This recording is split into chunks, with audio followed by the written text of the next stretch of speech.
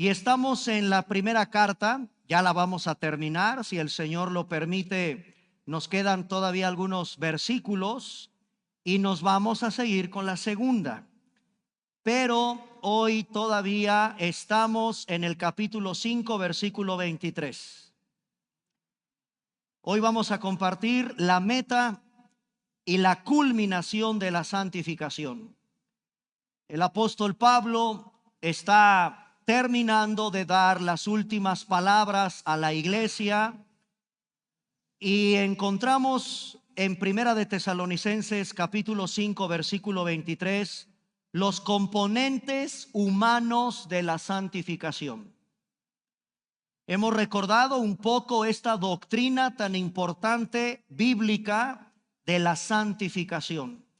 El Señor te salvó, pero el Señor también te está santificando. Y dice Pablo en su primera carta a la iglesia, capítulo 5 de Tesalonicenses, verso 23. Y el mismo Dios de paz os santifique. Vean que es un Dios interesado en santificarte a ti y a mí en todos los componentes humanos que tenemos. ¿Y de qué estamos compuestos los seres humanos? De espíritu, alma y cuerpo. Todo ello, esta parte inmaterial, alma y espíritu, como la parte material que tiene que ver con el cuerpo, sean guardados irreprensibles hasta la venida de nuestro Señor Jesucristo. ¿Cuántas partes hay en el hombre? Nos quedamos analizando que hay dos posturas teológicas. Hay una por ahí que se llama el monismo, pero con todo respeto para todos los ateos, para todos los que siguen la escuela del evolucionismo, el monismo no tiene absolutamente, es despedazado por la Biblia, porque el monismo enseña que solamente somos materia. Esa fue la escuela que sigue Bertrand Russell, es la escuela que sigue Friedrich Nietzsche, es la escuela que siguen los ateos. Ellos no creen en el espíritu, ellos no creen en el alma, son sustancias químicas del cerebro. Y no sé qué tanto especulan, inventan, y ellos descartan por completo la parte espiritual. A esa postura filosófica, que por cierto es la que te enseñan en la escuela, se llama monismo. Y Primera de Tesalonicenses 5:23, junto con múltiples pasajes de la Biblia, despedaza el monismo ateo filosófico. Por lo tanto, nos quedamos con dos posturas: la tricotomía o la dicotomía. Hoy vamos a adentrarnos para demostrar también a los defensores de la dicotomía, y no están mal. Como tampoco en estricto sentido están mal los tricótomos. No nos vamos a pelear, hermanos. Si tú en esta mañana, en esta tarde, después de estudiar cómo debe de ser, con la Biblia, con la seriedad que debes de tener para abrir la Biblia, tú consideras que eres tres en uno. Para ti el espíritu es una cosa, tiene sus componentes, el alma tiene otros, el cuerpo tendrá otros. Está bien. Pero hay otros defensores, estudiosos de la escritura, que te dicen: mira, espíritu y alma, alma y espíritu, a veces en la Biblia son términos intercambiables. A veces la Biblia va a referir al espíritu y a veces la Biblia va a referir al alma, se refiere a lo mismo. Vamos a demostrar qué tan verdadera es esta postura sin caer en el dogmatismo de imponer alguna, porque las dos hasta cierto punto son defendibles, hermanos. Mi deber es enseñarles a ustedes las dos posturas.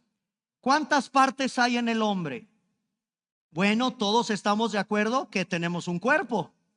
Es el que ahorita estás protegiendo con el abrigo, con la playera, la blusa, la camisa, el chaleco, el pantalón. Estamos conformados de un cuerpo físico.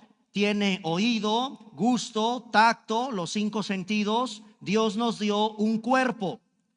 Pero también entendemos que hay una parte inmaterial. No solo eres cuerpo, defensores del monismo. No solo eres materia, defensores del monismo. La Biblia habla que somos también una parte inmaterial, y ahora vamos a defender la postura de la dicotomía. Hace 8 días les di la mayor parte de los pasajes bíblicos de los defensores de la tricotomía. Ahora me corresponde hablar de la defensa de la dicotomía. Para la dicotomía, el espíritu y el alma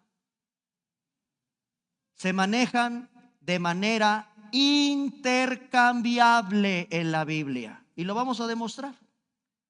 Vamos a abrir nuestra Biblia en Juan, por ejemplo. Evangelio de Juan, capítulo 12, versículo 27. Dice Cristo en el capítulo 12 de Juan, versículo 27. Está Cristo orando en angustia, se acerca su crucifixión, y miren cómo el Espíritu Santo, que inspiró la Biblia, nos lleva a la parte inmaterial de todo ser humano, y Cristo no es la excepción. En el Evangelio de Juan 12:27, ahora, dice Cristo, está turbada mi alma, ¿y qué diré? Padre, sálvame de esta hora, mas para esto he llegado a esta hora. O sea, Cristo no nos esconde sus sentimientos. Algo maravilloso de la Biblia es que Dios nos permite entrar a la parte espiritual, inmaterial, que nadie ve. Solo Él revela qué había en esta parte que le llaman el alma. Hace 8 días les di la palabra griega, les di la palabra hebrea, les dije qué es el alma, qué es el espíritu, para los defensores tanto de la tricotomía, y ahora vamos a defender la dicotomía. En el capítulo 13 del mismo Evangelio de Juan, ahora en el versículo 21, Juan 13:21, miren cómo la Biblia ahora dice esto. Juan 13:21, habiendo dicho Jesús esto, se conmovió en, ya no dice alma, ¿ya lo vieron? Ahí es donde empiezan los defensores de la dicotomía a decirte, son términos intercambiables. A veces se va a referir al espíritu, a veces se va a referir al alma. Vean el versículo 21. Se conmovió en espíritu y declaró Jesús, de cierto os digo, uno de ustedes me va a entregar. En una parte, capítulo 12, verso 27 dice el alma. Ahora en el capítulo 13, verso 21 dice espíritu. Lucas, Evangelio de Lucas, capítulo 1, versículos del 46 al 47. Vamos ahora a Lucas, capítulo 1, del 46 al 47. María, madre de Jesús aquí en la tierra. María dice, engrandece mi alma al Señor. Y el versículo 47, vean ahora, y mi espíritu, dijo alma, María, María está contenta, María sabe que va a ser la madre del Salvador. Engrandece mi alma al Señor, y dice en el verso 47, y mi espíritu se regocija en Dios mi Salvador. Dicen los defensores de la dicotomía, ¿lo ven? Espíritu se regocija, alma engrandece al Señor. O sea, hay un cierto regocijo tanto en uno como en otro. No nos peleemos, son términos intercambiables. Este uso intercambiable explica por qué las personas que ya murieron y se han ido al cielo o incluso están en el infierno, la Biblia les llama espíritus.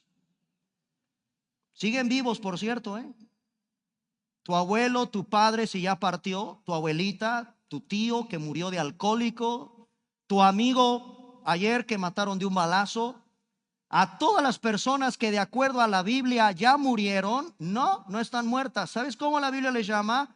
Son espíritus. Vamos a Hebreos. ¿Qué revelación tan impresionante tienes para defender la Biblia en tu escuela? para que destroces el monismo. Susto se va a llevar tu profesor ateo si le demuestras estos pasajes con la Biblia. Hebreos capítulo 12, versículo 23. A la congregación de los primogénitos que están inscritos en los cielos, al Dios, el juez de todos. Y vean cómo la Biblia ahora detecta cómo se les llama a nuestros hermanos que ya están en la presencia del Señor, cuyos nombres, igual que el tuyo, si estás en Cristo, está inscrito en el cielo. Dice: al juez de todos, a los espíritus. Son espíritus de los justos hechos perfectos. Ya partieron, dejaron su cuerpo aquí en la tumba, ya los enterraron. Primera de Pedro, capítulo 3, versículo 19. Esta es otra clase de espíritus que se encuentran en una de las prisiones que hay en la Biblia para espíritus encarcelados. Vean la revelación bíblica en Primera de Pedro, capítulo 3, verso 19, en el cual también fue y predicó. Esta palabra predicar en el original griego significa que Cristo bajó al centro de la tierra a proclamar su victoria sobre la muerte en la cruz del Calvario. Esa es la palabra proclamar, anunciar su victoria. ¿Y a quién le predica el Señor? Señores, en el centro de la tierra, en el infierno, hay espíritus. Siguen vivos, como lo demostramos hace 8 días en la famosa historia del rico y Lázaro. ¿Se acuerdan? Mi papá, mi mamá, mis hermanos, a mí me predicaron, me dijeron, y yo no creí. Era seguidor del monismo. ¿Tú ya viste que no? Demasiado tarde. Esto hay que predicarlo con seriedad, hermanos. 12 de la tarde con 55 minutos.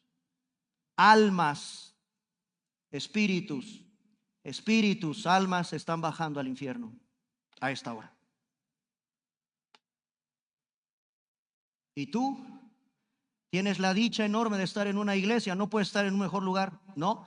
Los domingos, perdónenme, no pueden estar en un mejor lugar que en la iglesia, escuchando la palabra bendita del Señor y llevándotela toda la semana, reflexionando en estas conferencias, en este pasaje. El Señor fue y le predicó, no a rocas, no a seres inanimados, no a nada que no hay ahí. No, señores, en el centro de la tierra, a donde Cristo tuvo que descender por nosotros. Nosotros ya no descendemos a ese lugar, ¿sabían? Cristo descendió a ese lugar por ti. Tú ya no tienes que bajar a esos lugares. Ahora el Señor te lleva directo a su presencia en el cielo. Pero Él, antes de ascender al cielo, bajó, y dice el apóstol Pedro, proclamó su victoria a espíritus encarcelados. Son prisiones en la Biblia. Apocalipsis, claro, ¿qué otro libro que descorre la cortina, que nos permite ver el mundo espiritual que Apocalipsis, capítulo 6, capítulo 6, verso 9 de Apocalipsis? Capítulo 6, verso 9. Dice la Biblia, dice el apóstol Juan en la isla de Patmos, que cuando vio que se abrió un quinto sello, vi en el cielo un altar, y ahí bajo el altar almas de seres humanos.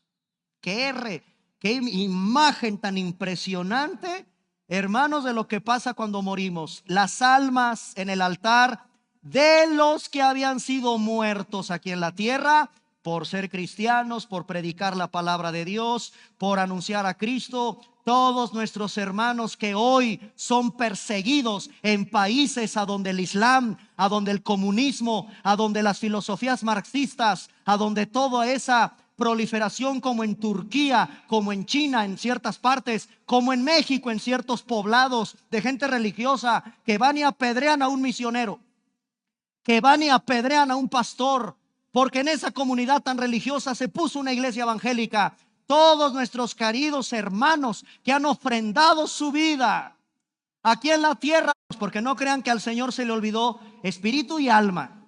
¿Ya vieron que no complementa espíritus y almas? O habla del espíritu solito o habla del alma solita. Apocalipsis, otra vez, capítulo 20, verso 4. Apocalipsis 24. Y vi tronos, se sentaron sobre ellos los que recibieron facultad de juzgar. Y vean ahora, vi las almas de los que les habían cortado la cabeza. Hermanos, yo pensé cuando era niño y me compraba mis cuentitos chic. ¿Sí saben qué son los cuentitos chic? Esos cuentitos que pues son evangelísticos, y en algunos de esos chics, cuando compartían a manera de dibujitos cómo iba a ser el periodo de la tribulación, yo de chiquito me acuerdo que veía guillotinas y veía cómo, caray, dice que va a haber cortadura de cabezas, y yo de niño decía, pero ¿cómo es posible que la guillotina? Así murieron los reyes de Francia, por ejemplo, famosísima la historia de la guillotina. ¿Quién inventó la guillotina para decapitar? Así murió Pablo, por cierto. Pablo le cortaron la cabeza, pero oh sorpresa, llegamos al siglo XXI y hay una religión que mata a los cristianos cortándoles la cabeza: el Islam. Cuando yo leí de niño los cuentitos chic, yo no podía entender cómo les van a cortar la cabeza, habiendo silla eléctrica, fusilamiento, tal vez un balazo. ¿Cómo cortar la cabeza? Se me hacía muy... yo era niño y no había revisado Apocalipsis capítulo 20 verso 4. Vi las almas de los que les habían cortado la cabeza. ¿Por causa de qué les cortaron la cabeza? Por haber predicado de Jesús, por haber predicado su palabra, y no habían adorado al anticristo, la imagen, etcétera. No recibieron la marca de ese ser que se surgirá, dependiendo de la escuela de escatología que tengas, de un personaje que en el final de los tiempos vendrá, el anticristo. O sea, esto un sistema de persecución cristiana. Sea como sea, hay cristianos perseguidos, y efectivamente ahí están los videos, porque hasta cínicos, estos musulmanes agarran la cámara y graban el momento de la decapitación. Terrible. Que no vean eso nunca tus hijos. Eso es real, siglo XXI, no es un cuento chic. Se cumple lo que dice la profecía. Almas. Ahora, luego entonces los defensores de la dicotomía te dirán que tanto el espíritu como el alma son términos intercambiables en la Biblia. Hay más pasajes, hermanos, tengo muchos más. Por ejemplo, Hebreos, otro pasaje, Hebreos capítulo 6, versículo 19. Hebreos capítulo 6, versículo 19. La cual tenemos como segura y firme ancla del alma. Dice alma, y que penetra hasta dentro del velo. Eso dice el autor a los Hebreos, capítulo 6, versículo 19. En el mismo libro de Hebreos, capítulo 10, versículo 39. Pero nosotros no somos de los que retroceden para perdición, sino de los que tienen fe para preservación de el alma. Primera de Pedro, capítulo 2, versículo 11. Primera de Pedro 2:11. Amados, yo ruego como extranjeros y peregrinos que se abstengan de los deseos carnales que batallan contra el alma. Primera de Pedro 2:11. Segunda de Pedro capítulo 2 verso 8. Porque este justo que moraba entre ellos afligía cada día su alma justa, viendo y oyendo los hechos inicuos de ellos. Espíritu, alma, son para la dicotomía sinónimos. Pablo los usó para enfatizar y profundizar el alcance de la santificación. Es decir, la santificación llega, Dios anhela llegar al alma, llegar al espíritu con la santificación. Y todos los defensores de la dicotomía dicen que Pablo comulga con ellos, que Pablo era dicótomo. Y lo demuestran, ¿eh? Por ejemplo, vamos a demostrar, bueno, y Pablo que escribe estas cartas, ¿qué era? ¿Con qué comulgaba Pablo? ¿Con la tricotomía o con la dicotomía? Y revisamos, por ejemplo, Romanos, capítulo 8, verso 10. Romanos 8, 10. Pero si Cristo está en vosotros, el cuerpo en verdad está muerto a causa del pecado, mas el espíritu vive a causa de la justicia. Eso dice Romanos 8:10. ¿Y qué habrá dicho Pablo a la iglesia de Corinto? En Primera de Corintios, capítulo 2, verso 11, por ejemplo. Primera de Corintios 2:11. ¿Quién de los hombres sabe las cosas del hombre, sino el espíritu del hombre que está en él? Así tampoco nadie conoció las cosas de Dios, sino por el espíritu de Dios. ¿Y qué habrá dicho Pablo en el capítulo 5, verso 3 de Primera de Corintios? Ciertamente yo como ausente en el cuerpo, pero estoy presente en espíritu, ya como presente he juzgado al que tal cosa ha hecho. En el capítulo 7, versículo 34 de la primera carta también, hay asimismo diferencia entre la casada y la doncella. La doncella tiene cuidado de las cosas del Señor para ser santa, así en cuerpo como en espíritu. Pero la casada tiene cuidado de las cosas del mundo, de cómo agradar a su marido. Segunda de Corintios, capítulo 7. Hermanos, es que me puedo llevar todo el mensaje dándoles palabras de cómo Pablo dice el espíritu y a veces va a decir al alma. Segunda de Corintios 7:1. Así que, amados, puesto que tenemos tales promesas, limpiémonos de toda contaminación de carne y de espíritu. ¿No se le habrá olvidado el alma? No. Para Pablo no hay ningún problema. Espíritu, alma, va ahí. Limpiémonos de toda contaminación de carne, de espíritu, perfeccionando la santidad en el temor de Dios. En Gálatas, capítulo 6, verso 18. Gálatas, capítulo 6, verso 18. Hermanos, la gracia de nuestro Señor Jesucristo sea con vuestro espíritu. Amén.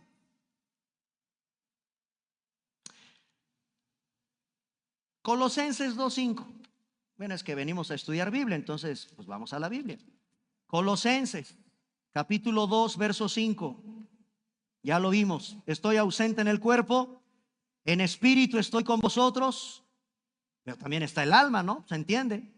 Gozándome y mirando vuestro buen orden y la firmeza que tienen en Cristo Jesús. Y así, varios pasajes, varios pasajes. En fin, para algunos Pablo es dicótomo. No tiene problema para la dicotomía todos estos versículos, porque para ellos son usados de manera intercambiable. Ahora, ¿qué hay de Hebreos 4:12? Este pasaje es defendido por la tricotomía. Pero ¿qué explica una postura dicótoma de Hebreos 4:12? Espero no hacerlos un poco bolas con tantos términos teológicos. Pero Hebreos 4:12 es de esos pasajes favoritos de los defensores de la tricotomía. Miren por qué. Hebreos 4:12 dice que hay algo extraordinario que hace este libro. Lo que no hace ningún libro, por cierto. Ninguno. Perdónenme, pero por más culto que seas y te avientes quién sé cuántos libros como el diputado Gerardo Fernández Noroña. Ese señor es ateo, por cierto, es un diputado que ahorita ya ganó para ser senador y vive, a veces está aquí muy cerquita en Tepoztlán, transmitiendo diario en sus redes sociales, comentarios, la política y la 4T y todo lo que ellos traen en su cabeza. Es ateo. Pero ¿cómo lee?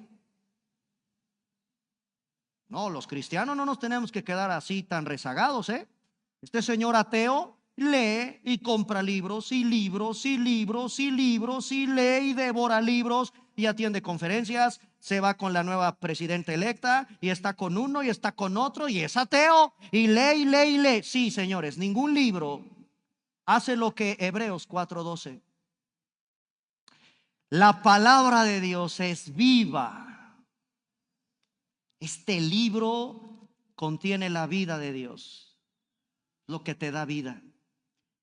La palabra de Dios es viva y eficaz y más cortante que toda espada de dos filos, y penetra hasta partirte el alma y el espíritu. Y dice Pablo, perdón, el autor a los hebreos, no sé si sea Pablo, pero el autor a los hebreos dice que también la palabra de Dios llega hasta las coyunturas, o sea, usa ya términos propios del cuerpo humano, coyunturas, tuétano. ¿Saben dónde está el tuétano? Es lo más rico de la carnita, ¿no? En el huesito, adentro del hueso hay carnita. Adentro del huesito hay carnita y se llama tuétano, ¿verdad que sí? Hasta allá, hasta la profundidad llega la palabra de Dios y discierne los pensamientos, y es el único libro que te desnuda en las intenciones verdaderas de tu corazón. Hermanos, los defensores de la tricotomía dicen que aquí está claro. Pareciera que la palabra de Dios hace una división entre el espíritu y el alma. Sin embargo, la dicotomía no está de acuerdo con eso.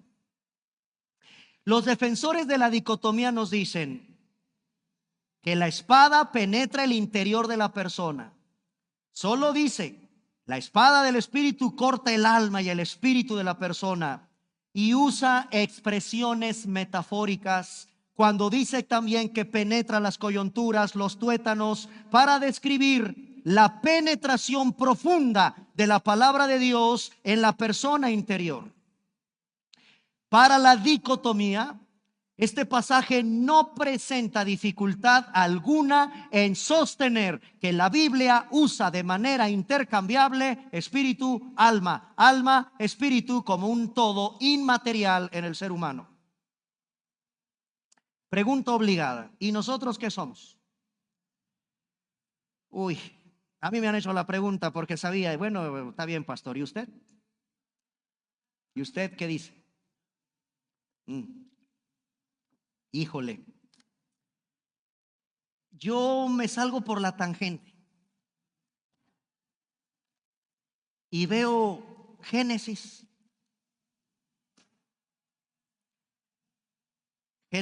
capítulo 2, verso 7.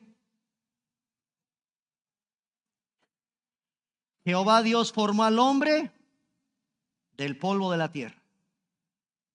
¿Y qué dice la Biblia que hace el Señor? Sopló. Aquí hay un antropomorfismo. Sopló de su nariz aliento de vida y nos dio vida. ¿Ya vieron cómo es bromista el Señor? Nos dejó ahí el buscapiés, háganse bolas ahora ustedes. ¿Y el espíritu y el alma está ahí? Sí. ¿Pero es lo mismo? No lo sé. Sí, puede que sí. ¿Hay diferencia entre uno y otro? También creo que puede que sí. Hermanos, perdónenme. Cuando te mueres, de que se te sale algo, se te sale. ¿Qué se sale? La Biblia lo identifica con alma y la Biblia lo identifica con el espíritu. Se te va a salir. Eso lo vamos a sacar cuando el Señor te llame a su presencia. Sale dentro de ti esa parte inmaterial. Pero me da risa, ¿no? Génesis 2, 7.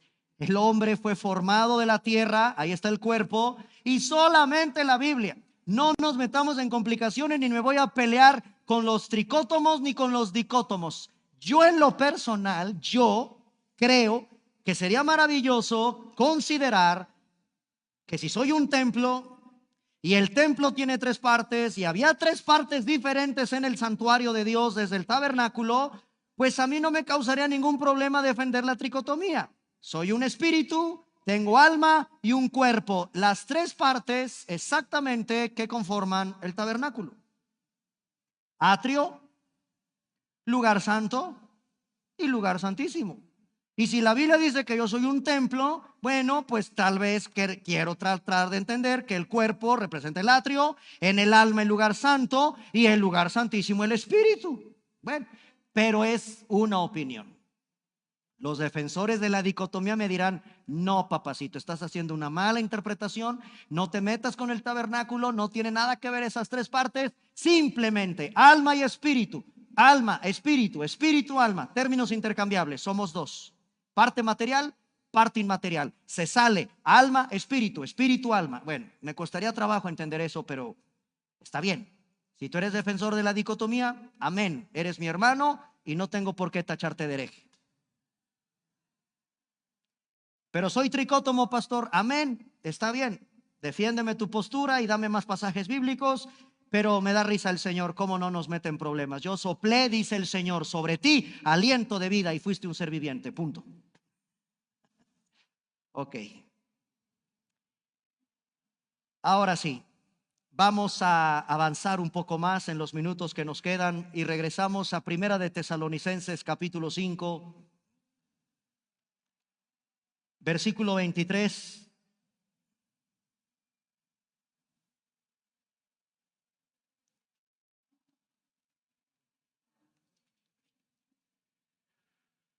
Primera de Tesalonicenses capítulo 5 verso 23. Vamos a la meta y la culminación de la santificación.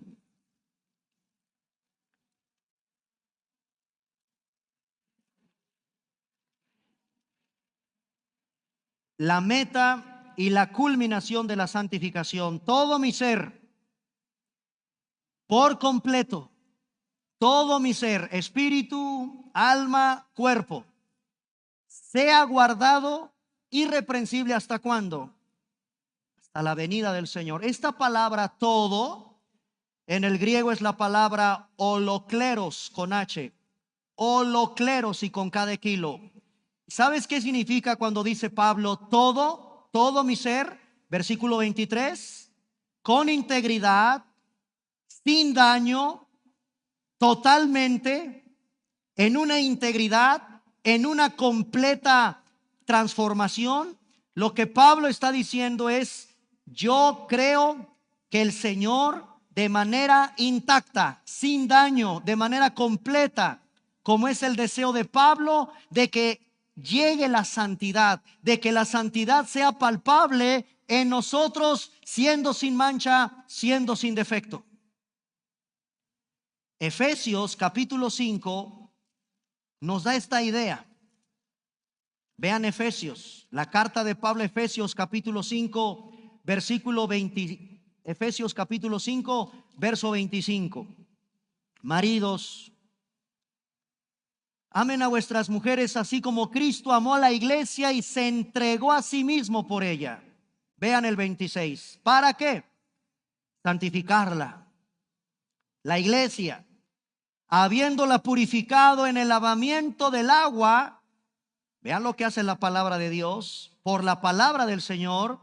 Verso 27, a fin de presentársela a Cristo su iglesia, una iglesia gloriosa, que no tenga mancha.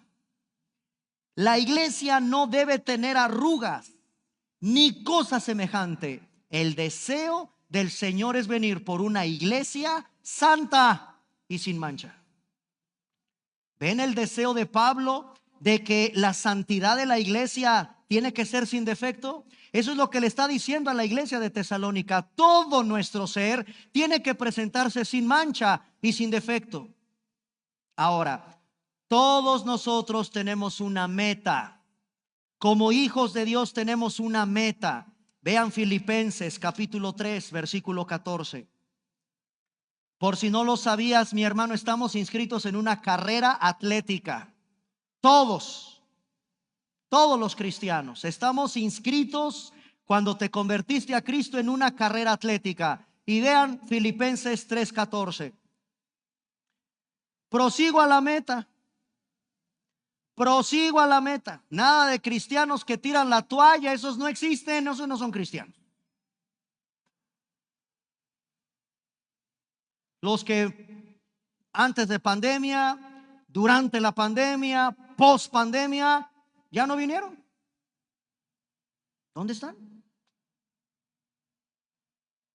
No van a ninguna iglesia, no se discipulan, no se congregaron, tiraron la toalla. ¿Cuál meta? No tienen meta. No, hermanos, un verdadero cristiano, Filipenses 3:14, prosigo a la meta, al premio del supremo llamamiento de Dios en Cristo Jesús. Es el premio para ser llamado al cielo. Es la santidad eterna, la semejanza a Cristo. Esa es la mejor meta a la que tenemos que ir en pos de nuestro Señor, en pos de Cristo, parecernos más a Cristo, crucificar más nuestro ego, nuestra carne, nuestras pasiones. El cristiano va en esa carrera firme, avanzando, creciendo, discipulándose a pesar de las pruebas de la vida. Pablo ya lo había dicho en su primera carta a los tesalonicenses. Regresamos a primera de Tesalonicenses capítulo 3 y vean el versículo 13. Primera de Tesalonicenses capítulo 3 verso 13. Para que sean afirmados vuestros corazones, irreprensibles en santidad delante de Dios nuestro Padre, en la venida de nuestro Señor Jesucristo con todos sus santos. Ahí vamos a la carrera, a esa meta. Seamos afirmados, mi corazón, nuestros corazones, irreprensibles. ¿En qué? En santidad delante de Dios. ¿Hasta cuándo? Hasta que el Señor venga. Hasta que el Señor venga. Y hemos visto, hermanos, que aquí hay un equilibrio maravilloso. Tu esfuerzo y el poder de Dios. Se dan las dos. En la vida de un cristiano tienes que entender que hay un equilibrio maravilloso. Te esfuerzas diligentemente poniendo lo que a ti te toca, pero no te olvides que es el poder de Dios en ti el que produce esa santificación. Es un equilibrio maravilloso entre el esfuerzo diligente de todo cristiano por amar, por entregarse al Señor en discipulado, congregarse. Se requiere disciplina, claro. Se requiere pagar el precio, claro. Hágalo con diligencia, mi hermano, pero también no te olvides del poder divino que actúa en ti. Bendito, maravilloso equilibrio. Pablo está orando, pidiendo que los santos fueran guardados y que Dios los mantuviera en el sendero de la santidad hasta que reciban su santificación final. Eso es lo que está diciendo Pablo en estas últimas palabras, te lo repito.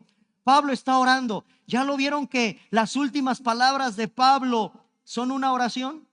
Vean el versículo 18. Doy gracias en todo, den gracias en todo, porque esta es la voluntad de Dios. No apaguen al espíritu, no menosprecien las profecías, examínenlo, absténganse de toda clase de mal. El mismo Dios de paz os santifique. Es el deseo de Pablo. Que Dios los mantenga en el sendero de la santidad. ¿Hasta cuándo? Hasta que reciban la santificación final. Viene la meta, viene una culminación. Colosenses 1:21. Colosenses 1:21 al 23. Colosenses capítulo 1, versículo 21 al 23.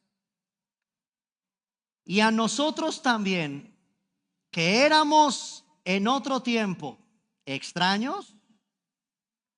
¿Se imaginan qué palabras, cómo la Biblia describe tu vida antes de ser cristiano?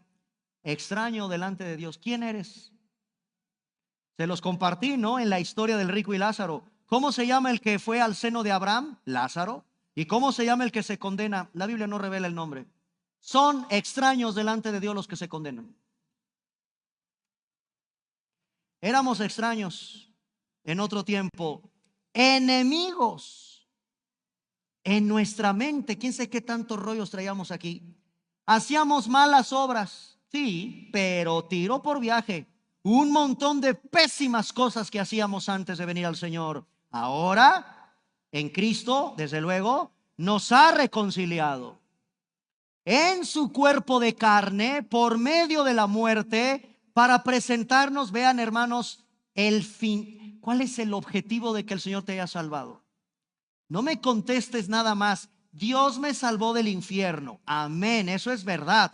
qué maravilla, Dios te libró, mi amigo, y dilo de rodillas, por favor. Dios me libró de la condenación en el infierno. Sí, pero la razón principal no es esa. La razón principal es presentarme santo, sin mancha, irreprensible delante de Él, semejante a su Hijo. Esa es la razón por la cual el Señor te salvó. No me contestes nada más en el plano del infierno. Por favor, mira lo que el Señor te muestra. Cristo está interesado en que te parezcas a Él. Para presentarme santo, sin mancha, irreprensible delante de Él. Dice el versículo 23, si en verdad permanecemos fundados y firmes en la fe, sin moverte de la esperanza del evangelio que hemos oído, el cual se predica en toda la creación que está debajo del cielo, del cual yo, Pablo, fui hecho ministro. No te muevas de esa esperanza. El Señor está anhelando transformarte y que te vuelvas irreprensible delante de Él. Fíjense, hermanos, que los arqueólogos, y esto es muy interesante, fíjense lo que descubrieron los arqueólogos en esas tumbas cerca de la región de Tesalónica. ¿Qué le pones en la lápida de tu ser querido cuando alguien muere? ¿Qué hay en los panteones, en las lápidas? Bueno, ponen la fecha, ponen algún pensamiento. Fíjense, hermanos, que hay una palabra en griego que descubrieron los arqueólogos en las tumbas de ciertos cristianos en la región de Tesalónica. ¿Sabes qué le ponían en griego a las lápidas? Amemptos. Así decía en griego. Eso está descubierto por los arqueólogos en las lápidas de cristianos cerca de la iglesia de Tesalónica, ahí en la región de Tesalónica. Amemptos.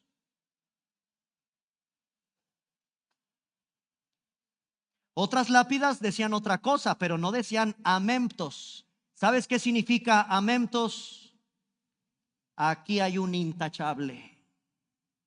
Era un cristiano. Y cuando iban a buscar a un cristiano, a un familiar muerto, precisamente inscribían eso en las lápidas. Intachable.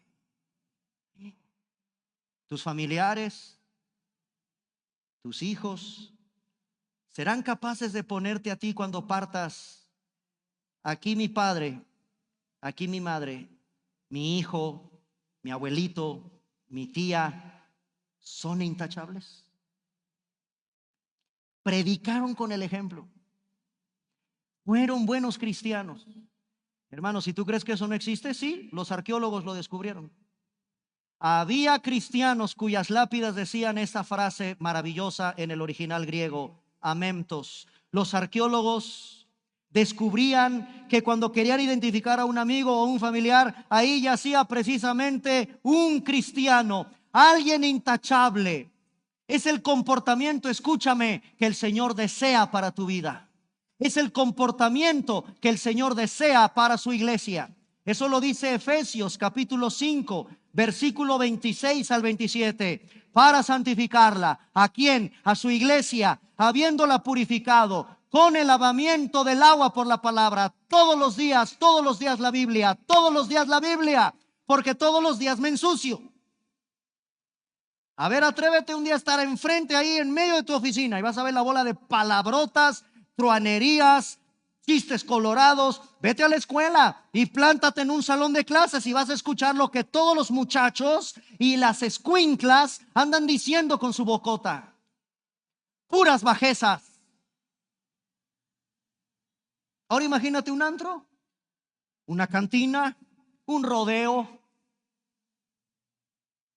No, hermano, los cristianos estamos llamados a ser intachables en nuestro comportamiento para santificarla, habiéndola purificado en el lavamiento del agua por la palabra. Versículo 27. El Señor se va a presentar a sí mismo una iglesia gloriosa, que no tenga mancha, ni arruga, ni cosa semejante, que sea santo y sin mancha. Ese es el deseo del Señor para su iglesia. Y los cristianos de la época nuevo testamentaria de Pablo entendían, y por eso se colocaban en las tumbas: aquí yace un intachable.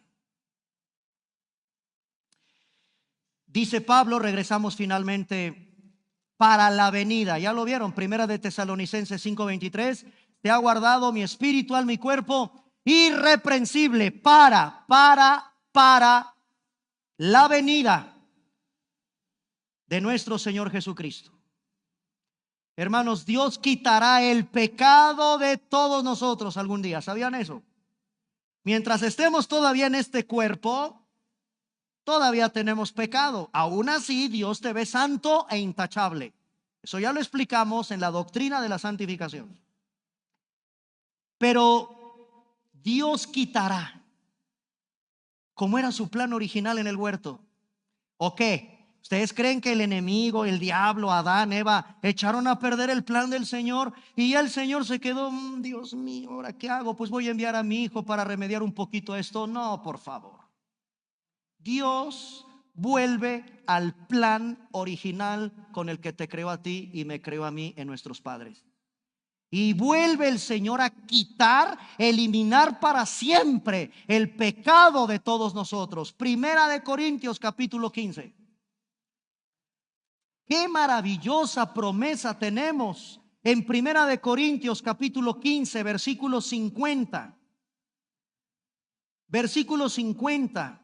Os digo, hermanos, que la carne y la sangre no pueden heredar el reino de Dios. Qué revelación tan impresionante de la Biblia del por qué te tienen que enterrar o incinerar en este cuerpo. A menos que el Señor rompa esta regla y te arrebate como Enoc o te arrebate como Elías, que en una parpadeo de ojos les transformó el cuerpo. Ya no entraron al cielo con cuerpo que tienes ahorita, ni cuerpo con carne ni sangre. A Enoc y a Elías el Señor hizo lo que va a hacer contigo en el arrebatamiento de la iglesia. Cuando el Señor te lleve, no puedes entrar así al cielo. Carne y sangre de ahorita, dice Primera de Corintios 15:50, no heredan, no podemos, a menos que el Señor o te saque del cuerpo. ¿Sí me escucharon lo que tiene que hacer el Señor? Te saca. Juan en Patmos decía: estoy en el espíritu. Se va al cielo. Pablo fue arrebatado al cielo también. No en carne y sangre. No, algo misterioso pasa ahí. Por cierto, yo cuando trataba de explicar esto decía: ¿cómo es posible? Sí, hace algunos años conocí en Tehuacán, Puebla, un joven, no voy a decir su nombre porque lamentablemente ahorita es homosexual. Él conoció de Cristo, dio incluso su testimonio en un desayuno con el pastor Armando Alducin. Lo llevé incluso a Tasco, algunas ocasiones me acompañó cuando me permitían ir a predicar por allá en Tasco. Y él me contó su testimonio. Me dijo: yo estaba involucrado en una secta que se llama los gnósticos de Samael y practicábamos el desdoblamiento astral. Yo practicaba desprenderme del cuerpo. Y esto es real. Hay una secta, los gnósticos de Samael, que ponen un ambiente de música, Beethoven, Mozart, Tchaikovsky, luz tenue, cuarto, solos, un ambiente, y de repente en que te estás durmiendo y estás despierto. A veces nosotros hemos tenido esa cierta experiencia de que estoy medio dormido, medio despierto. Pero la cosa es que él me decía: todo es un ritual que yo les pido, por favor, les voy a pedir un favor. No me lo anden husmeando en el Google ni nada de eso, porque eso es ocultismo, eso es brujería, eso es hechicería y es peligrosísimo andarse metiendo en esos terrenos. Se practica un desprendimiento del alma. Y ellos cuentan que se desprenden del cuerpo y ven su cuerpo en la cama. Salen del cuerpo. Y eso lo practica esta secta. Y salían, claro, a él, como era un jovencillo, inmaduro, lo obligan a practicar esto. Él se mete a esa secta y me cuenta la realidad de lo que dice la Biblia. Hay potestades infernales en los aires.